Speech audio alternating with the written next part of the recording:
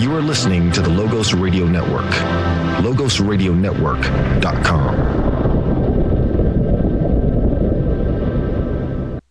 In this hour, we're going to be talking with John Bush. And he has been with Texans for Accountable Government, but John is now with Lone Star Smart. Their website is lonestarsmart.net. John Bush, welcome to Live and Let Live. Hey, thanks for having me on. So, John, what is Lone Star Smart? Lone Star Smart is a Central Texas mutual aid response team. SMART stands for Sovereign Mutual Aid Response Team.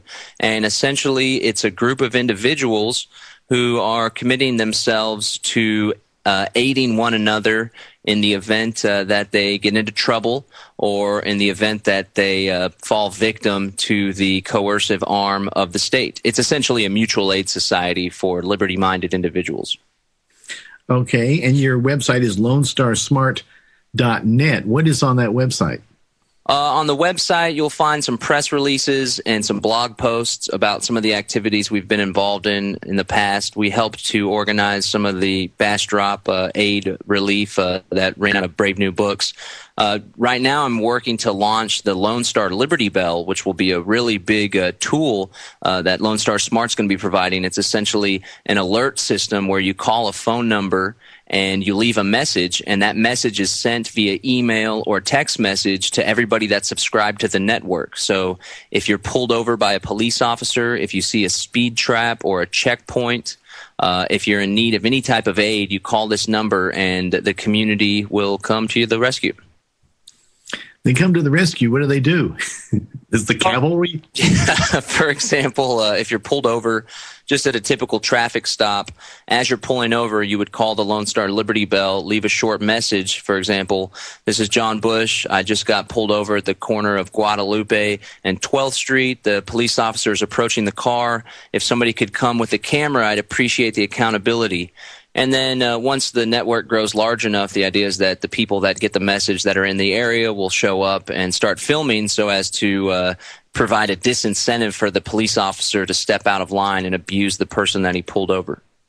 Okay, and if people want to get involved with Lone Star Smart, do they just go to lonestarsmart.net, or do they have to pass an initiation, or how does it work? Originally, we had a paid membership for the project, but we decided just to scrap that and just run it all volunteer-based. But yeah, if people are interested in joining the network, you can just go to the website, lonestarsmart.net, and then click on Contact and send a message if you want to get involved. There's also a tab in need of mutual aid if there's a problem that anybody's experiencing in their lives, especially a problem with government. Just give us a call or give us an email, and we can see about helping you out with any resources or any advice we have. There's also a pretty active Facebook group, Lone Star Smart, on Facebook. You can just search for that and ask to join the Facebook group. Okay, and we'll be talking about Facebook a little bit more in the hour, John. Now, another thing that you're involved with is the Lone Star Liberty Beat, which can be heard on Texas Liberty Radio, TXLR.net. Can you tell us what the Lone Star Liberty Beat is? Yeah, Lone Star Liberty Beat is essentially a weekly news service. It's a 6-minute update on Central Texas Liberty news, as well as activist events that are taking place. Myself, I do the news section, and then Matt Wood, he's a local Austin activist, Ron Paul activist, did a lot of work with We Are Change. He's one of the correspondents. Robert Love is a correspondent. He's a local correspondent. He's a local liberty activist.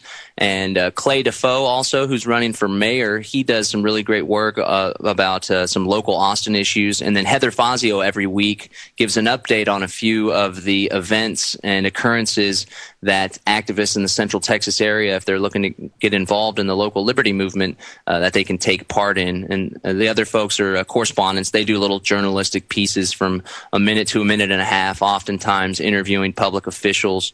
And I break down the previous week's news and stuff that's coming up. And it seems to be a really big hit. A lot of people appreciate having that information out there. They might not have gotten the details about really what's going on with the cause of liberty in Central Texas without the Lone Star Liberty Beat news service.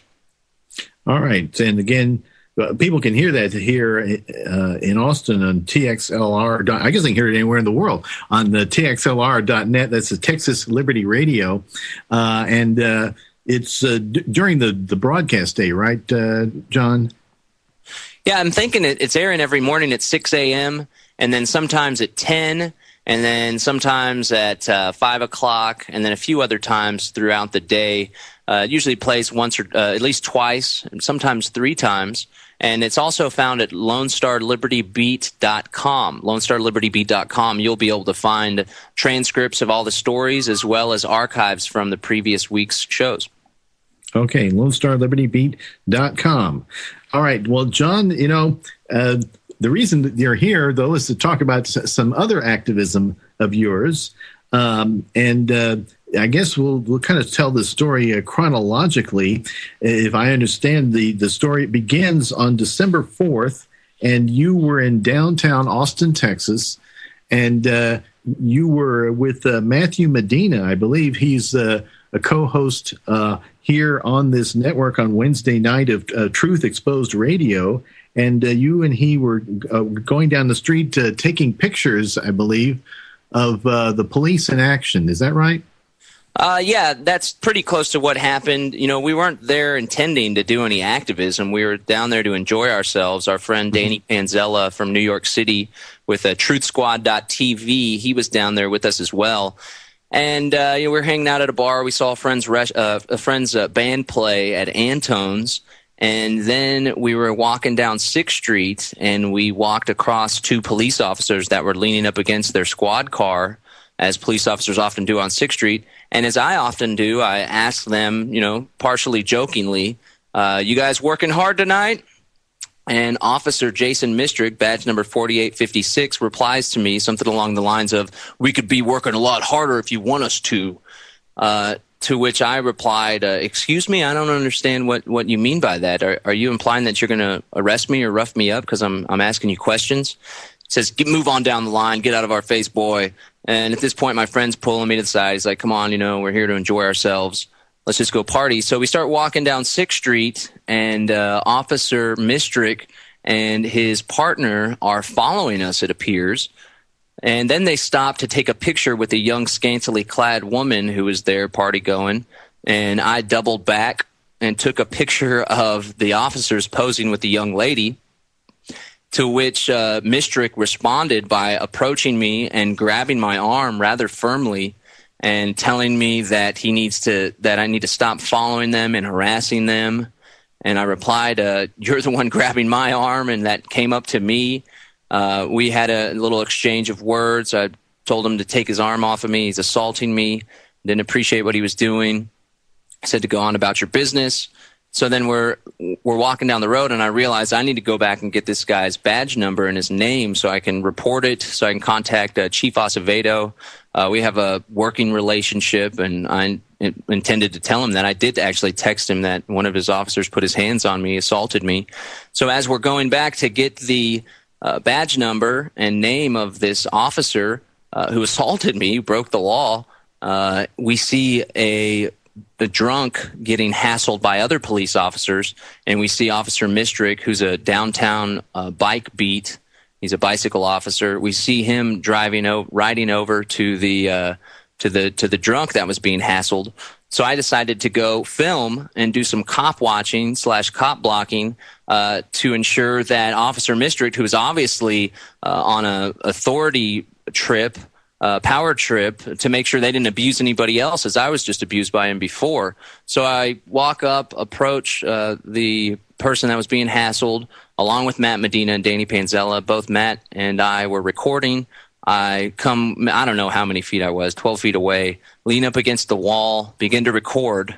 Mistric shows up on his bike and immediately walks up to me and says that I'm interfering with him, and says, you need to go stand on the other side of that pole, and points to an arbitrary point, an arbitrary line, says, you need to go stand on the other side of the pole. I say, do you think I'm interfering with you? I'm not.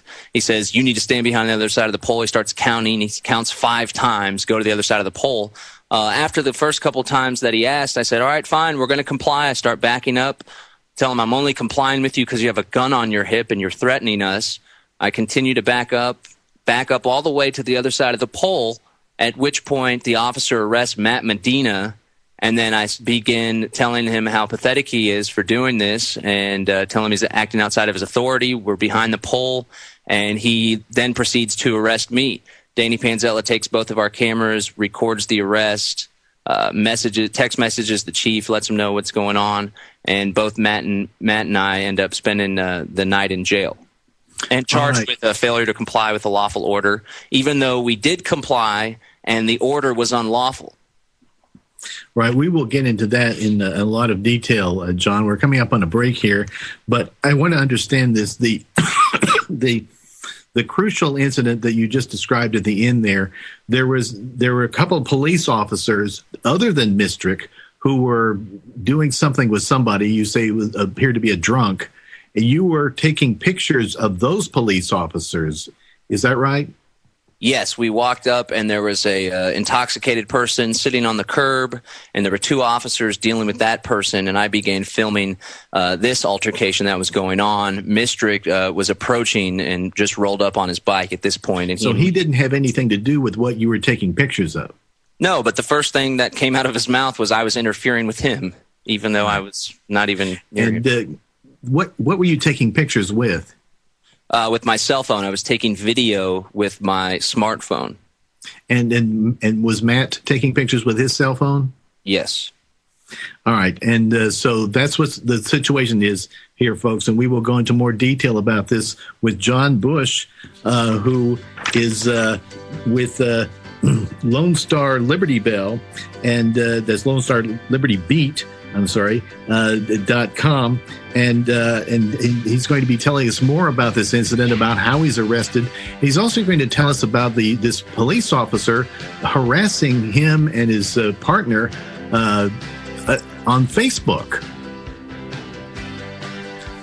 What we're talking about now is an incident that begins on December 4th, 2011. And this is, I guess, a little after 1 o'clock in the morning. Is that right, John? Yes. So you were on 6th Street, and as you were explaining to us, you've got your cell phone out, and you're taking pictures of the police just doing whatever it is they're doing. You mentioned this being cop watching. This is like Cop Watch, the organization, right? Yeah, there's an organization called Cop Watch. There's also one called Cop Block, which is a little more, I don't know how you describe it compared to Cop Watch. They're a little more of a libertarian bent and want to replace police altogether, which I guess Cop Watch does too.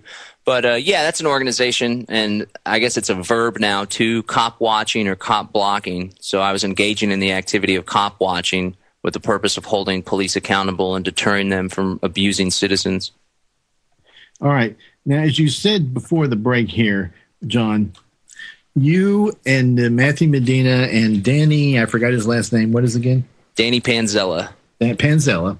We're just walking down the street on 6th Street, and first this police officer, Jason Mistric, gives you a hard time, but then you're just taking pictures with your cell phone, and you're taking pictures of two police officers who are with someone who appears to be a drunk, and this Jason Mistric, the Austin police officer, comes up out of nowhere and starts telling you to stop taking pictures, although you weren't taking pictures of him.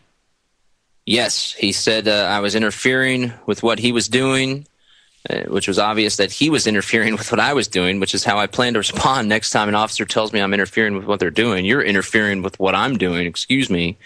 But yeah, that's exactly what happened. He was off in the peripheral, just showing up to the scene, and immediately approached me to say that I was interfering with what he was doing. I don't even think he said I was interfering with what those two officers were doing. And what's interesting is as I was walking backwards, there was actually a couple that were sitting closer than I was whenever I was arrested, much closer than I was on the other side of the pole. There was a couple between the altercation, between the suspect, the intoxicated suspect, and the pole that I was sent to. And obviously, if he was so concerned, perhaps he would ask them to leave too. Now, you said that Matthew Medina was actually arrested first. Matthew Medina is a co-host of Truth Exposed Radio here on Wednesday nights on the Logos Radio Network. He was arrested first. Is that right? Yes. And the charge was failure to comply with the lawful order, which is a city ordinance violation. So it doesn't even carry the weight of law. And the lawful order was go stand over there.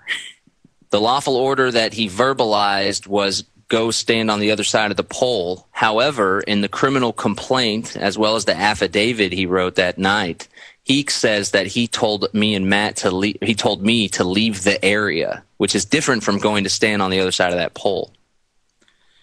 And the difference is?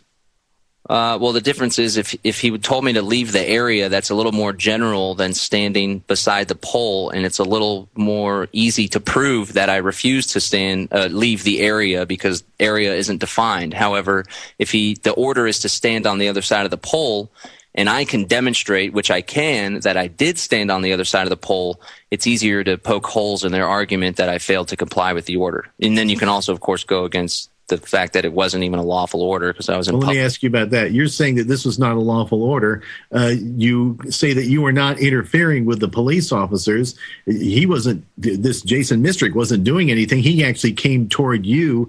So you're arguing that you weren't interfering with anything to begin with. I take it. No, and if what I was doing is constituted as interfering, then I would recommend to Austin Police Chief Art Acevedo that he sends some of his officers back for more training. Because if a police officer isn't able to carry out their duties with someone peacefully standing 12 feet away, and again, I don't know exactly how many feet it was, but it was pretty far, while recording, then maybe they're not capable of being a peace officer. Well, it just seems to me, I'll just give my own opinion here, if he can tell you to stand a certain distance away, I could understand him say, if you were really close, if you were like in between them, I could see how he would say you're interfering, if you really were interfering. But if he can say, move away, he could, any police officer, it seems to me, could give a demand that's just unreasonable and say, well, I gave you an order. Precisely. And there is an affirmative defense written into the city code that says it's an affirmative defense if the order given was unlawful. All right. Now, John, this happened in December, and it's now March, and I take it that this past week you were finally, your case is slowly working its way through the courts. You and Matthew Medina's case is working its way through the courts, and there was some sort of hearing that was scheduled. I believe it was for Thursday the 8th, March 8th. Is that right? Yes, this was a pretrial hearing on a motion that Matt and I had put in. That was a motion to dismiss for improper notice that Rule of Law's Eddie Craig provided us some guidance on. And we put that motion in at the Downtown Austin Community Court, which is this quasi-fiat local court that deals with their jurisdiction is the downtown area, and they also deal with transients that get in trouble. And we went there, and they attempted to force a not guilty plea down our throat on multiple occasions, even though we expressed to them specifically that we weren't there to enter a plea because they had yet to establish subject matter jurisdiction in a number of reasons. So they went ahead and punted us over to the municipal court where we had a hearing set to go over that motion. All right, so that was the motion. And was this just your hearing, or was this Matthew Medina's and your hearing? Mine was at 2:00. His was at 3:30, and it just so happens that we're both having hearings at 2:00, I think, on April 12th. All right, so both you and Matthew were there for these hearings. You're in the courtroom. You're in the hallway. And you say that the hearings basically, was anything decided, or they just punted? You said. Yeah, the hearings were rather uneventful outside of the prosecutors, who are always such weasels in these high-dollar suits. They're total weasels. The only news to report about the hearing was that they made it seem as if, because we were asking to have another hearing in the future, we're both going to take on legal counsel and have more motions to file based on some more of the errors that they've made and some constitutional questions. And the prosecutors try to say, like, they think we've had ample time to find an attorney. But you can easily counter-argue that by saying, how are they to decide what's ample time for me? It's entirely subjective. You don't know what my life is, yada, yada, yada. So that was a pain in the butt that the prosecutors, I don't see why it would be in their interest, regardless either way. But, the hearing was uneventful. We both got our hearings, our motion, pretrial hearings rescheduled, reset for April 12th. But what really was exciting was what happened afterwards, and was, pretty wild and weird and strange and scary. Okay, well, we have a little over a minute before the break here, John. So can you just kind of tease us, and then you can tell us after the break what happened? As I understand it, you and your partner, Catherine Bleish, are in the hallway there with Matthew Medina and others, and something happened. Yes, Catherine and Matt were sitting on a bench next to each other, and Mistric comes out and chats for a second, I think, with one of the prosecutors. They're all buddy-buddy. And then after he chats with somebody, he strolls casually past Catherine and then turns to face her and looks down at the empty spot on the bench next to her. And he tosses a folded piece of paper, 4 sheets of paper folded in half next to her. And maybe on the other side of the break, we can tell you what was on those pages. This is very strange. Apparently, Mr. Mistric has been on Facebook lately. We're talking with John Bush, and you're listening to Live and Let Live on the Logos Radio Network. I'm Gary Johnson. In addition to John Bush, is John Bush's significant other, his partner, Catherine Bleish. Catherine, welcome to Live and Let Live. Hi, thank you for having me.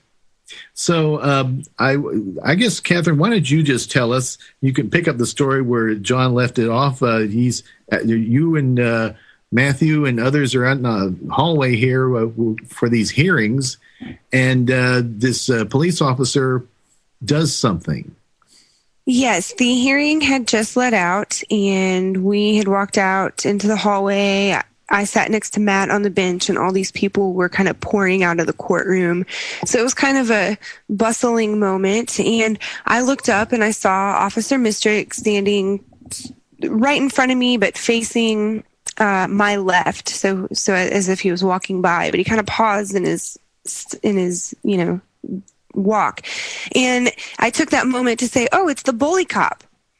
And he stared at the bench that was right next to me for a couple seconds and then just set down this paper and walked off. And Matt Medina and I kind of turned and looked at each other, and we were like, what is that? And in my head, I was thinking it's surely like a printout of the court docket or what courtroom to go to or something like that. So I didn't think much of it until I picked it up and I look down and I see my Facebook screen name, my old one, Voluntarious Love of Freeman, which Facebook has since made me change. And I look down and I see that, and I see my face circled, and I see my name circled, and my heart just like starts pounding. And I show Matt, and we both jump up and we grab John.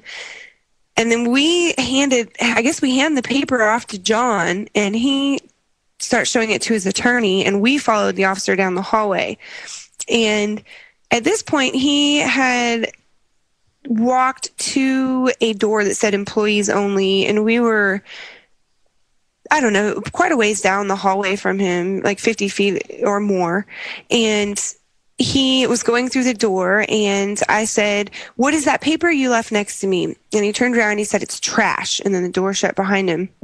As we were asking, it's my Facebook page. Why do you have my Facebook page? Are you threatening me? Are you stalking me? And the door shuts behind him. And then he comes back like 30 seconds later and he says, actually, you're not supposed to be back here. Get out of here. Get out of here. And starts like pointing similarly to how he directed John out of the area. And he turns to the prosecuting attorney, who were in a little office inside the hallway, and demanded that they kick us out, which at this point, somebody turned on a video camera, so there is video of the end of this little situation, and then he turns around and runs out. Well, the prosecutors, of course, they don't have the authority to make us leave, so we don't leave. They call law enforcement up, and they all go back and they chit-chat, and basically they shut a door to the back area so we couldn't see what was going on. And they didn't kick us out. We weren't doing anything wrong. And the police chief happened to be there, so we spoke with him. Okay, before we get to the police chief here, Catherine, we'll get to that in a moment. So this police officer, Jason Mistric, hands you a printouts from your Facebook account or your Facebook page, and it includes comments. And I believe you said that it has your name next to your screen name, your real name next to your screen name. Explain that. He wrote it down, I believe. Yes, I used to, on Facebook, my screen name was Voluntarious Lova Freeman. And on one of the screenshots that he took, it was a video I had posted of John and Matt getting arrested. And he circled a spot where I was commenting that someone had sent John the officer's address, and he put a star next to that. And then he put a little dash to the side and wrote my name, Catherine Bleish. And then as you scroll, or I guess not scroll, it's scanned now. We've scanned it onto the computer. But as I flip through the pages, you'll see that he circled several comments. All of them had something to do with, like Chris Nielsen, who owns electric cabs. He had said something about, we have another common target. It's time to find Walmart another security guard. He's not fit to serve the public. And so he took things that made it look like we were trying to target him. Right, but I want to ask you a little bit about this, Catherine. So this Facebook account, this is Facebook. What is this, your personal account, or what is this? It's my more public one. It's one where I'm basically post political things, not a lot of personal stuff. So how did he, and so this is the part I want people to know about. How did Jason Mistric get onto this? Is this something where he said, Jason Mistric, Austin police officer, wants to be part of your Facebook account? Oh, no. Okay, so we didn't figure this out till we had gotten out to the car. But on the last page of the 4-page printout, there was a screenshot of a bunch of comments left on it doesn't show what they're being left on, actually, because he scrolled down. It's a long chain of comments. And it has a username, Max Rock, commenting, me responding, and then showing the blank place to write another comment and having Max Rock's username or avatar photo next to that. He circles that and then puts in quotes, Max Ratowski, or Rockatowski, or it's from Mad Max, which we later figured out. I'd never seen it or even heard of it. So I had been talking to this individual, Max Rock, on Facebook after John and Matt were arrested and after Antonio were arrested. This account started commenting on people who were discussing the arrests. And he messaged me. It was kind of a weird message. Starts out with, do you know about Google's new privacy policy? And tell your husband, John, that's a nice name. And so... And you believe that, before we go on, Catherine, this person who identified himself as Max Rock, at this point, he's just some guy. You later figure out he's a police officer. Yeah, some people started feeling like he was a police officer because of the comments he was making and how they were only surrounding arrests that were taking place. And so I thought, okay, well, he's already messaged me. I'm going to try and get some information from him. So I responded and I tried to get him to divulge information about himself. And he started doing this weird thing where he would suddenly pretend to be his brother and say, my brother's not going to be logging on here anymore. He was staying at our house and we have different political views. And this is when I believe he was actually speaking in the voice of Jason Mistric. And he would talk about how, I disagree with my brother's activism and he's one of you guys. And, he's not going to be allowed to use his computer anymore. And we kicked him out of the house. And I'm like, okay, this is weird, and then he would switch back and be like, hey, sorry about my brother.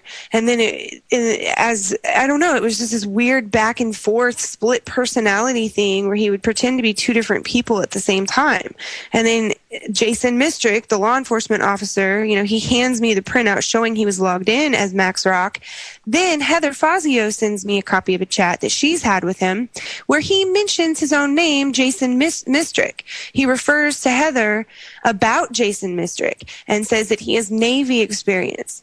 And so he's telling all of us, representing himself as this new out-of-towner, new to Austin, yet he knows about Art Acevedo, he knows about Officer Mistric, he knows about all these local intimate details in Austin that only a pretty involved activist would even know about. So, Catherine, I want to make sure I understand this. You are saying that you believe that someone identifying himself as Max Rock was pretending to be someone other than Jason Mistric, but really was Jason Mistric? Yes. Okay. We are coming up on a break here, and I will ask you to explain a little bit more about this and give them more details about this. We are talking with John Bush and Catherine Bleish. They are both activists here in Austin, and they're telling us about how this Austin police officer seems to be using a fake ID on Facebook and posting strange messages involving Catherine Bleish and John Bush and others. And Catherine, you were telling us a little bit about this identity that Max Rock is different from Jason Mistric. You were saying that he pretends to be his brother. Do you know if Jason Mistric has a brother? It's not that he's pretending to be Jason's brother. No, he says that Max Rock is actually named John. And he goes back and forth pretending to be John or John's brother. Not John Bush, but a different John. He says that his name is John and that John was a trucker and John's brother was putting him up because he was down on his luck. And when John's brother found out that John was an activist, he kicked him out. But he saw John's internet history, and excuse the baby noises in the background. We're both in the same room right now with the baby. But yeah, so he claims that Max Rock is a guy named John, and that John and John's brother go back and forth logging into this account and chatting to both me and Heather as both John and John's brother. Okay, you mentioned Heather Fazio, and you mentioned some of the things that Max Rock said, and like you, Catherine, I have not seen the Mad Max movie, so I'm actually not familiar with his character, but maybe John can explain the character to us in a moment. But the things that this Max Rock identity on Facebook said to Heather Fazio were quite revealing, I believe. Is that right?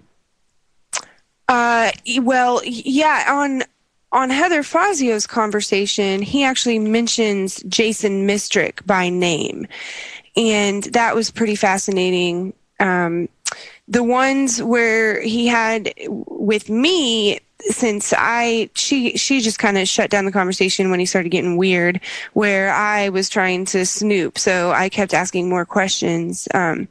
He basically told me that there's 23 moles for you and many of your acquaintances, and that he literally has 10 gigs of screenshots ready for greedy lawyers. And the tendency for activists to be anonymous is often used against them. Then when you or one of your group speaks, you freak when someone gives you attention you don't want. I remember acting that way as a kid. You're in the business of getting attention. And I don't know, it was just weird that he was using really specific numbers, like 23 moles. What does that mean? You have 23 fake accounts that you're watching me with? That are you getting paid by APD to do this? Is this part of your job? And there's 23 of you doing it? You know, what does that mean?